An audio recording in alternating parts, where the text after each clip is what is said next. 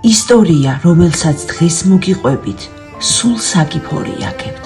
მხოლოდ ამ ერთ კადრშია ასახული ბავშვის ტანჯვისა და მარტოსულობის 8 წლიანი ქრონოლოგია. საბრალო ბიჭუნა ეტლიდან აკვირდება ხმაურიან ქუჩას.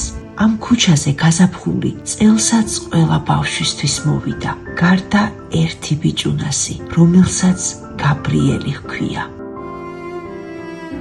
შეხედეთ, მისი თანატორები შეიკრიბდნენ და მოედანზე მიდიან სათამაშოდ. გაბრიელი კი მათ შორიდან გახურებს.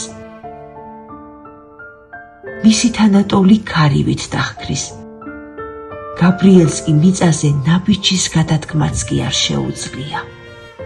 ამ პატარა ანგელოზმა სიცოცხლისთვის ბრძოლა ჯერ კიდევ დაბადების სამიდან დაიწყო. ის მხოლოდ 3 დღის დაბადებული იყო, როდესაც ოპერაცია ჩაუტარდა. თავზე შუნტირება კი 10 ჯერ გაუკეთდა, არადა ის ხომ სულ რაღაც 8 წლისაა. საბრალო დედას კი შვილზე ნერვიულობის შედეგად დიაბეტი გაუჩნდა და ახლა ინსულინ დამოკიდებულია. თურქი ექიმები უკვე ელოდებიან ჩვენს ბიჭუნას. ოპერაციის შემდეგ ბავშვი სიარულს შეძლებს. შენ, ვინც ახლა ამ ვიდეოს უყურებ, ეს არ ხდება შემთხვევით. ეს ნიშანია, რომ უფალმა შენში დაინახა ის ანგელოზი, რომელსაც გაბრიელის გადარჩენა შეუძლია. გადარიცხეთ ნებისმიერი თანხა ჩერნოვეცკის ფონდის ოფიციალური საიტის მეშვეობით.